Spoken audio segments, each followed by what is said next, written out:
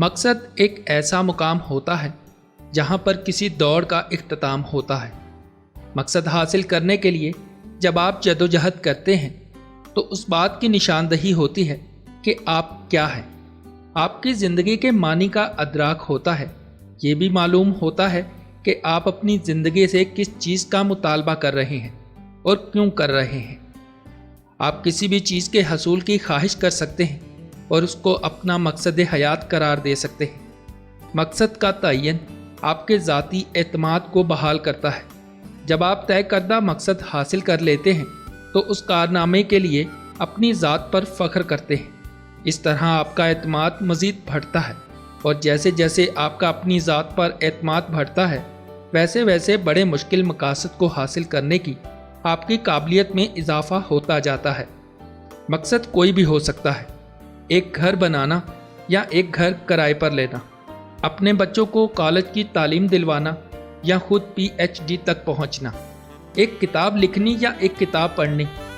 مقصد کوئی بھی ہو، اس کو پورا کرنے کا لطف اس انسان کو ضرور آتا ہے جب وہ اس مقصد کو حاصل کر لیتا ہے۔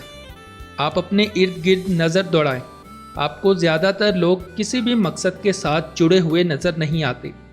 وہ دوڑتے رہتے ہیں، دن رات دوڑتے رہتے ہیں، مگر ان کا زندگی میں کوئی بھی مقصد نہیں ہوتا۔ وہ پیدا ہوتے ہیں، بڑے ہوتے ہیں، شادی کرتے ہیں، بچے پیدا کرتے ہیں، بوڑھے ہوتے ہیں اور مر جاتے ہیں۔ نہ کوئی مقصد اور نہ کوئی جوش۔ جو کام دوسرے لوگ ان کے ارد گرد کر رہے ہوتے ہیں وہ بھی ان کی تقلید کرتے ہیں اور زندگی کو بائے بائے ٹاٹا کرتے ہوئے دنیا کو خیر آباد کہہ دیتے ہیں، جبکہ ان کے علم میں بھی ہوتا ہے کہ جو لوگ کسی مقصد کے ساتھ زندگی گزارتے ہیں ان کی زندگی اور جو لوگ بلا مقصد زندگی گزارتے ہیں ان کی زندگی میں بہت فرق ہوتا ہے، مگر وہ اپنے اس حصار کو نہیں توڑ پاتے جو وہ جوانی میں اپنے ارد گرد لگا لیتے ہیں۔ کامیابی کے لیے مقصد ہونا ضروری ہے۔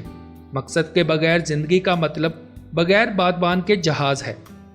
جو لوگ کامیابی کی کوئی اہمیت نہیں سمجھتے، مقصد بنانے کے بعد خود کو مقصد کے لیے وقف کرنا ان کو کافی ناگوار گزرتا ہے، اور وہ عام پیدا ہوتے ہیں اور عام انسان کی حیثیت سے ہی مر جاتے ہیں، جبکہ انہیں معلوم ہوتا ہے کہ ایک واضح مقصد ان کی عام زندگی کو خاص بنا سکتا ہے، مگر وہ اس پر عمل نہیں کرتے، اپنی زندگی گزار لیتے ہیں۔